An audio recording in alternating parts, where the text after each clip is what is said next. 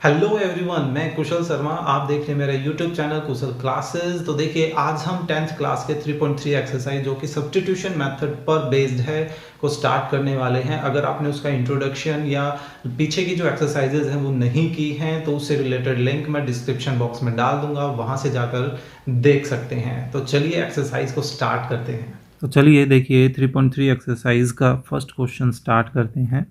क्या है? Solve the following pair of linear equation by the substitution method. देखिए एक पर्टिकुलर मेथड दे दिया जाता है तो हम वहाँ पर थोड़े से रिस्ट्रिक्ट हो जाते हैं ना, मजबूरी हो जाती है कि उसी मेथड से ही करना पड़ेगा। अगर हमें सिंपली ये बोल दिया जाए भाई सोल्व कीजिए इस लीनियर इक्वेशन को, पेयर ऑफ लीनियर इक्वेशन को, तो उस कंडीशन में हम कोई भी मेथड लगा सकते हैं। ठीक है, इस चीज़ का थोड़ा सा आपको ध्यान रखना है।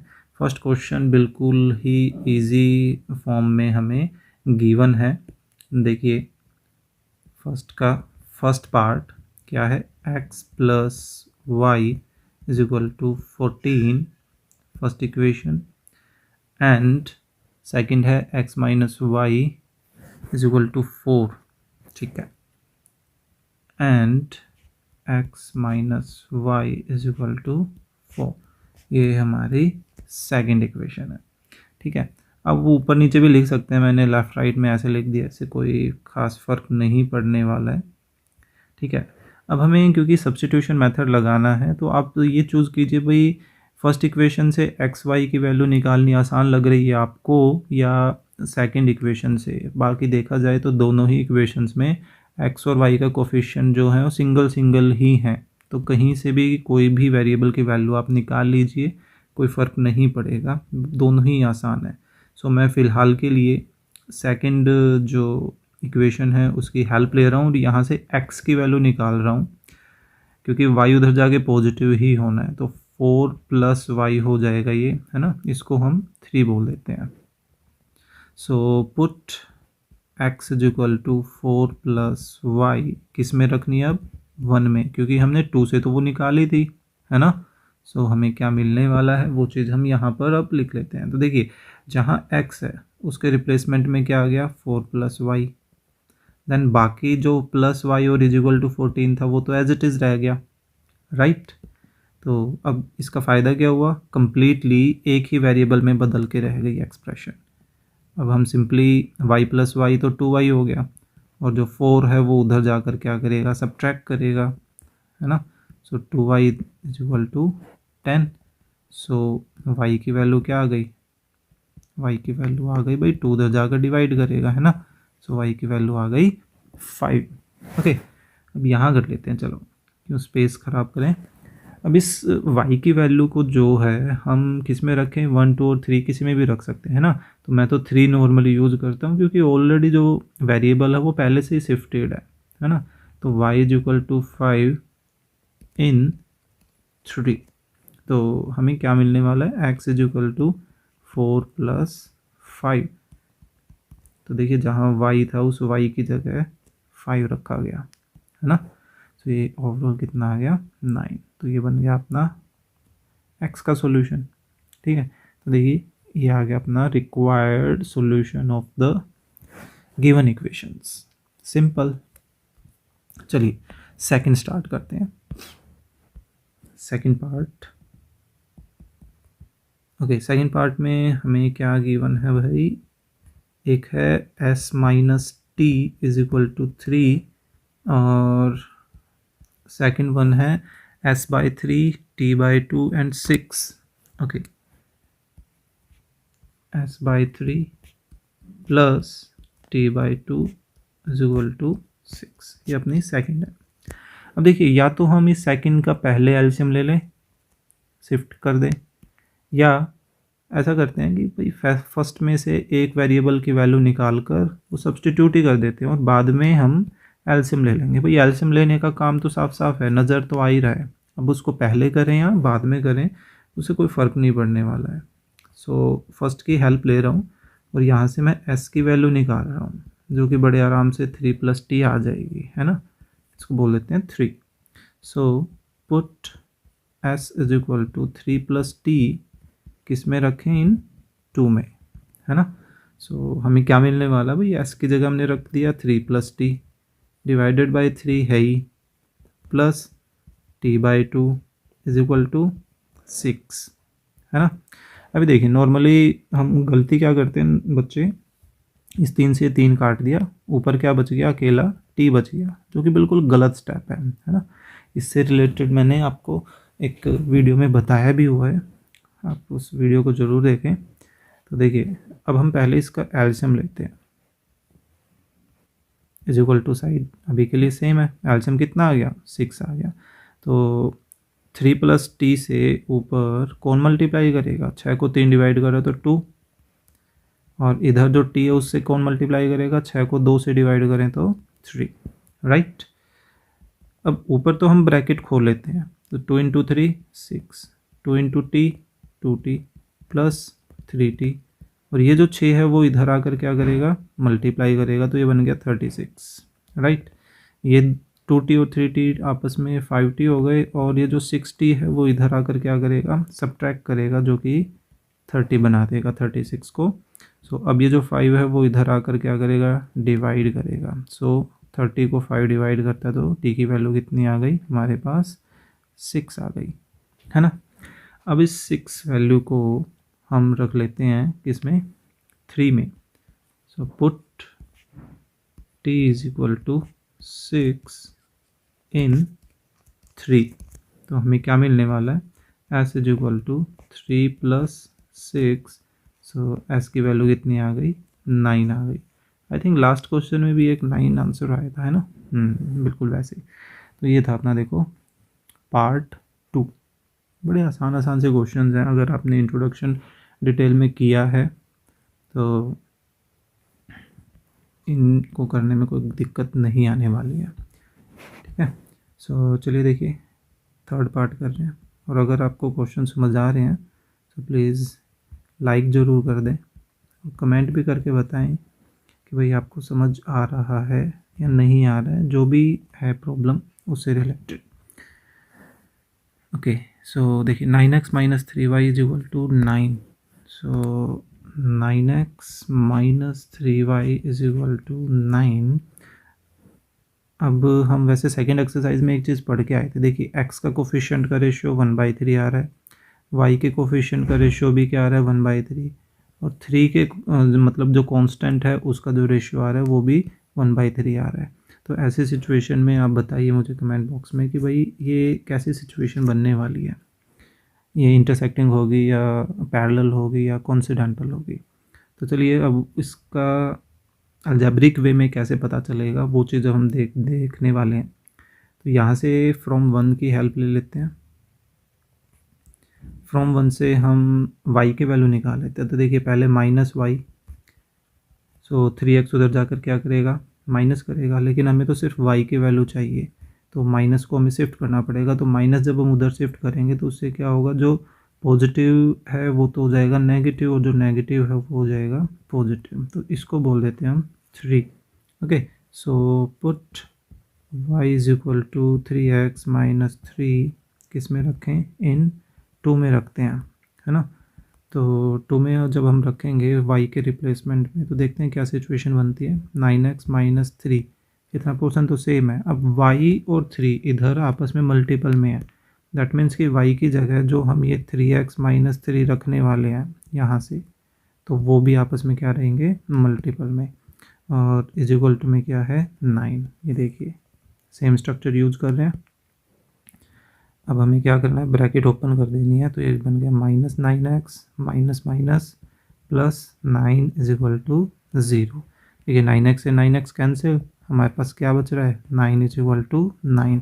तो जब भी आपके पास ऐसी सिचुएशन आए तो उस कंडीशन में आपको समझ जाना है कि भाई ये जो सिचुएशन है वो एक्चुअली कोइंसिडेंटल की सिचुएशन है, ठीक है। अगर मान लीजिए आपको इससे ना भी ध्यान में आए तो आपको बिल्कुल स्टार्टिंग में रेशियो के थ्रू मैंने ध्यान दिलाने के लिए बताया भी था, है ना, कि रेशियो के थ्रू भी हम बता सकते हैं कि भाई ये कैसी कंडीशन है। अब कॉन्सिडेंटल में सॉल्यूशन कितने होते हैं, यस इनफाइनाइट सॉल्यूशन होते हैं। सो आप यहाँ पर मेंशन कर सकते हैं हियर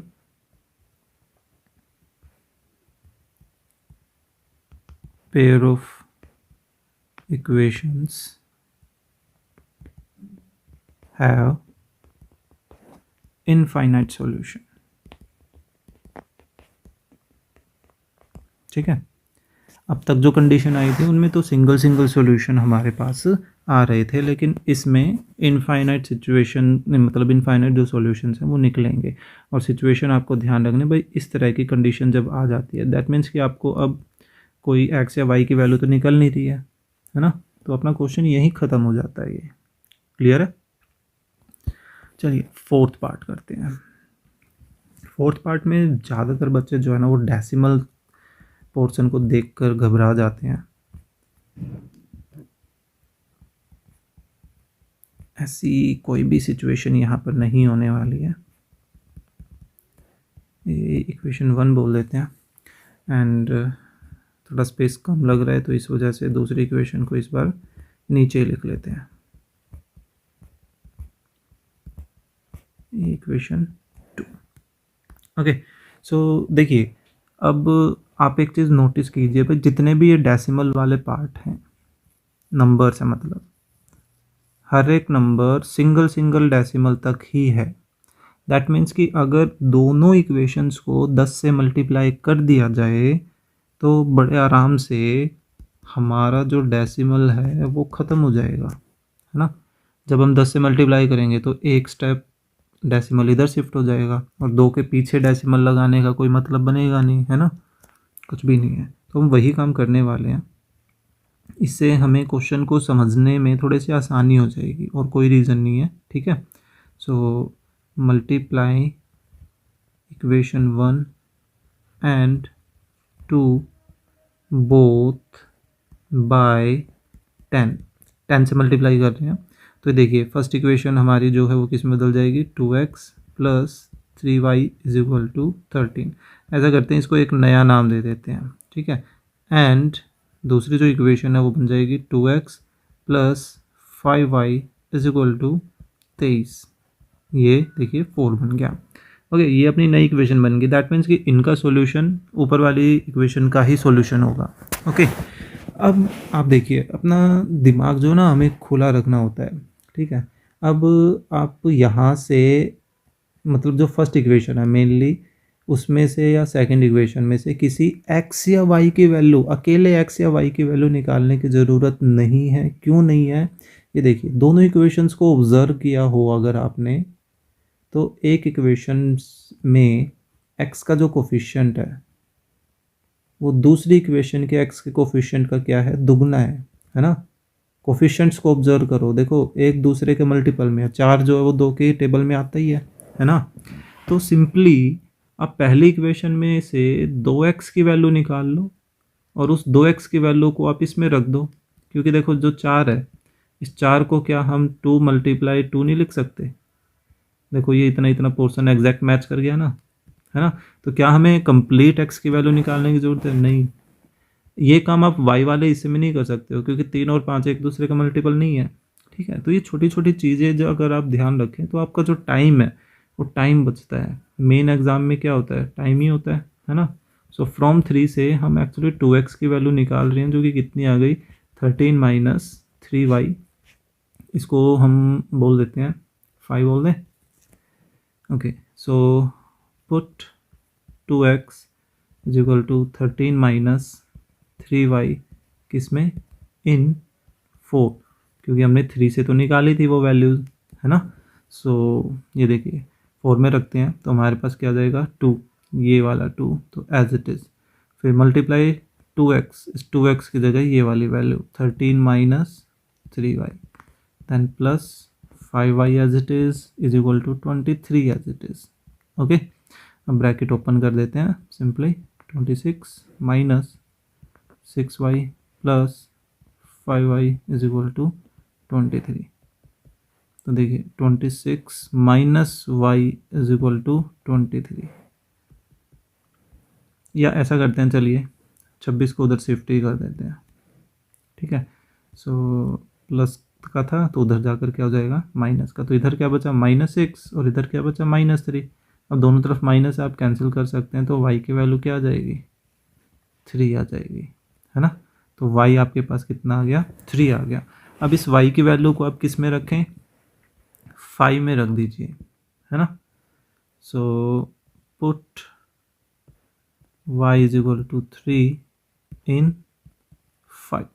तो देखिए 2x किसके इक्वल आ गया, 13 माइनस 3 टाइम ऑफ 3, y की जगह हमने क्या वैल्यू रख दी यहाँ पर, 3 रख दी। ओके, तो ये क्या सॉल्यूशन हमें अब देगा, बस ये सिंप्लीफाई करना बाकी और कुछ भी नहीं है ये इसमें। सो 2x इज इक्वल टू कितना आ गया ये भाई, 13 माइनस 6 9, सॉरी 9 नहीं, कैसे मिस्टेक का हो सका, ये हो जाते हैं कई बार। सो 7/2। तो ये था आपका x और ये था आपका भाई y, जो हमारी उस पर्टिकुलर सिचुएशन, इस पेयर को सेटिस्फाई करेगा, बिल्कुल स्टार्टिंग वाले को। ठीक है, तो ये था भाई आपका पार्ट नंबर 4। तो चलिए 5th पार्ट करते हैं। देखिए इस क्वेश्चन में एक पहचान बताता हूँ, इस तरह के क्वेश्चन का आप डायरेक्ट सॉल्यूशन निकाल सकते हैं आप, अगर ऑब्जेक्टिव में आ जाता है तो बड़ा आसान है। सेकंड क्या है, 3x minus √8y is equal to 0। देखिए सिंपल सी कंडीशन आपको ये ध्यान रखनी है कि अगर हमारे पास दो जो इक्वेशंस दी गई हैं, दोनों ही इक्वेशन में अगर कांस्टेंट नहीं है, देखिए क्या कांस्टेंट है दोनों इक्वेशन में, नहीं, एक इक्वेशन की बात नहीं कर रहा हूँ मैं, दोनों ही इक्वेशंस में कांस्टेंट नहीं होना चाहिए। तो ऐसी सिचुएशन में x और y दोनों की वैल्यू 0 के इक्वल आएगी। क्यों आएगी, क्योंकि देखिए जब भी आप कोई इक्वेशन को ड्रॉ करते हैं और उसमें अगर कांस्टेंट 0 होता है तो हमेशा गारंटी है, कोई भी इक्वेशन को ट्राई कर लेना जिसमें कांस्टेंट नहीं हो, वो हमेशा ओरिजिन से पास होगी। ठीक है, ओरिजिन से पास होएगी। तो आपने मान लीजिए पहली इक्वेशन देखी, वो भी ओरिजिन से पास होएगी, दूसरी इक्वेशन देखी भाई उसमें भी कांस्टेंट नहीं है, दैट मीन्स कि वो भी ओरिजिन से पास होगी। यानी कि सीधी सी बात क्या हो गई, दोनों में कौन सा पॉइंट कॉमन है, ओरिजिन कॉमन है ना, यानी कि 0। तो इसी वजह से ये आप डायरेक्ट भी ध्यान रख सकते हैं, लेकिन अब क्योंकि हमें करके दिखाना है तो देखते हैं।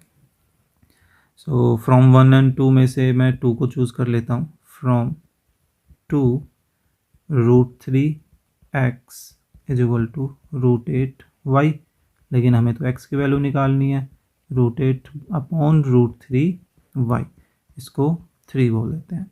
So put x is equal to √8 divided by √3y किस में रखें भाई, 1 में, क्योंकि हमने 2 से तो इक्वेशन निकाली ही थी, है ना। सो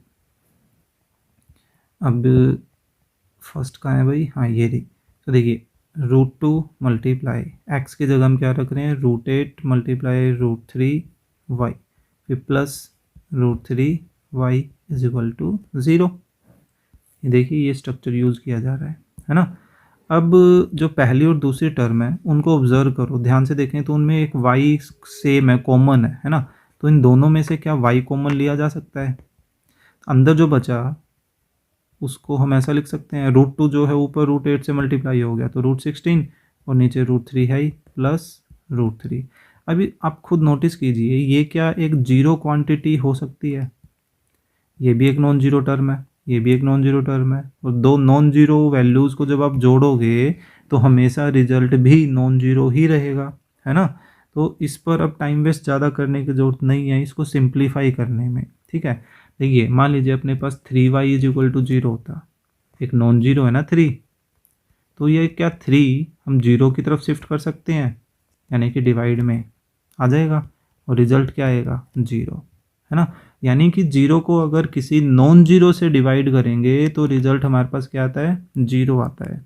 तो उस सिचुएशन में ये भी तो अपना क्या एक नॉन जीरो क्वांटिटी है, तो उसको हम दूसरी तरफ 0 से जब डिवाइड में लेके आएंगे तो रिजल्ट क्या आएगा, 0 ही आएगा, है ना। तो देखिए हमारे पास 0 आ गया। अब उस 0 को हम किस में रखें, 3 में सब्सटीट्यूट कर दें।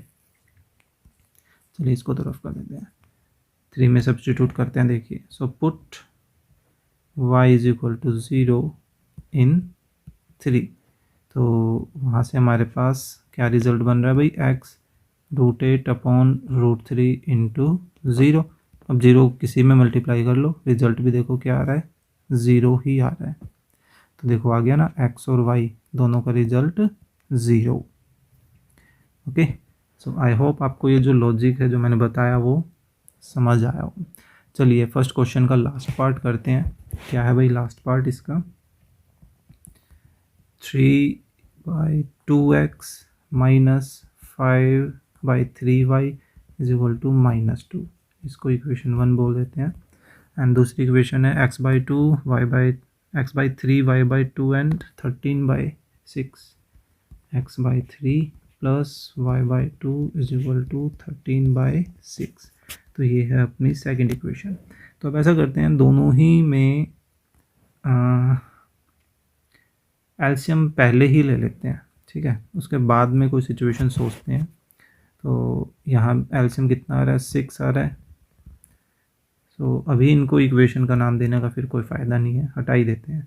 तो एलसीएम लिया तो यहाँ क्या बना, 9x माइनस 10y।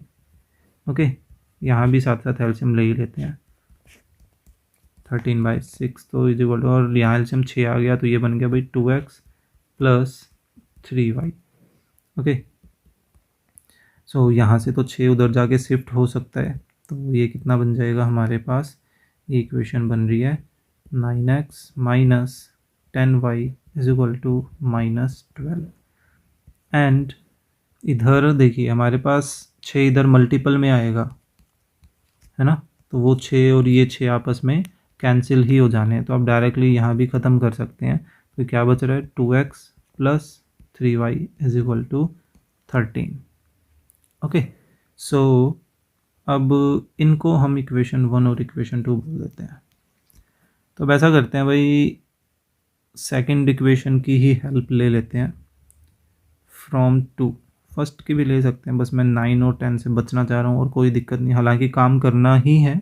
अब पहले करें या बाद में करें उससे कुछ फ़र्क नहीं पड़ने वाला है। तो देखिए हम 2x की वैल्यू निकाल लेते हैं पहले, फिर लेकिन हमें यहाँ पर 2 का मल्टीपल तो नज़र नहीं आ रहा, दैट मीन्स कि हमें x की वैल्यू निकालनी पड़ेगी, ठीक है। सो इसको हम बोल देते हैं 3। सो अब इसकी वैल्यू को हम 1 में सब्सटीट्यूट कर देते हैं।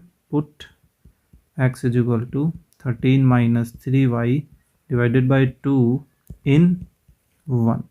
सो 9 के मल्टीपल में क्या आ गया, 13 माइनस 3y डिवाइडेड बाई 2, ठीक है। फिर हमें क्या है भाई, माइनस का 10y है और इज इक्वल टू -12 है, क्लियर है। अब यहाँ ये ब्रैकेट ओपन करते हैं, तो ये जो 9 है वो 9 इस 13 से भी मल्टीप्लाई करेगा और माइनस का 3y से भी मल्टीप्लाई करेगा। सो 9 को 13 से करते तो 117 और 3 से करते हैं तो 27y, डिनोमिनेटर में क्या है 2 है, माइनस 10y फिलहाल एज इट इज़। एलसीएम लेना नेक्स्ट स्टेप में, तो नीचे 1 दिखा सकते हैं हम, राइट। अब एलसीएम ले लें, देखिए एलसीएम 2 आ गया, तो इधर तो 117 माइनस 27y और यहाँ क्या बन गया भाई, माइनस का 20y। अब ये जो 2 है वो उधर मल्टीपल में चला जाएगा और ये 20 और 27 टोटल कितने हो गए भाई, 47y और ये बन गया माइनस का 24। अब या तो ऐसा कर लेते हैं, 47y को इधर ले आते हैं और 24 को दूसरी तरफ ले आते हैं, ठीक है, प्लस 24 आ जाएगा। तो ये आपस में ऐड हो जाएंगे, तो कितना बन गए, 7 4 11 141 और यहाँ 47। हाँ भाई ये देखिए बिल्कुल सही कंडीशन बन रही है। 47 का 3 टाइम होता है 141, तो यानी कि 47 इधर y के मल्टीपल में है, तो दूसरी तरफ आकर इधर इसको डिवाइड करेगा तो y की वैल्यू क्या आ गई, 3 आ गई, राइट। तो y 3 है, तो इस y की वैल्यू को हम यहाँ सब्स्टिट्यूट कर लें इक्वेशन 3 में।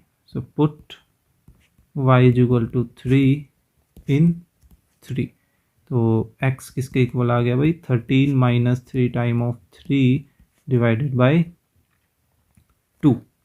सो 13 माइनस ये कितना है भाई 9 है ना, और डिवाइडेड बाय 2 हमारे पास चल ही रहा है। सो कितना आ गया भाई 4 डिवाइडेड बाय 2, तो x की वैल्यू भाई कितनी आ रही है 2 आ रही है। तो ये था अपना लास्ट पार्ट का सॉल्यूशन, है ना। तो देखिए कितना आसान है सब्स्टिट्यूशन, इतना कुछ खास मुश्किल है नहीं। आगे के जो क्वेश्चंस हैं वो इसके एप्लीकेशन पर बेस्ड हैं, स्टेटमेंट वाले क्वेश्चंस हैं। पहले हमें इक्वेशंस को तैयार करनी पड़ेंगी इस तरह से, और फिर उसके बाद ऐसे ही उनको सिंप्लीफाई भी करना है। तो अगर आपको ये मैटर समझ आया है तो please click the like button और share the video with your classmate, और अगर आप चैनल पर नए हैं तो please subscribe the channel. Thank you.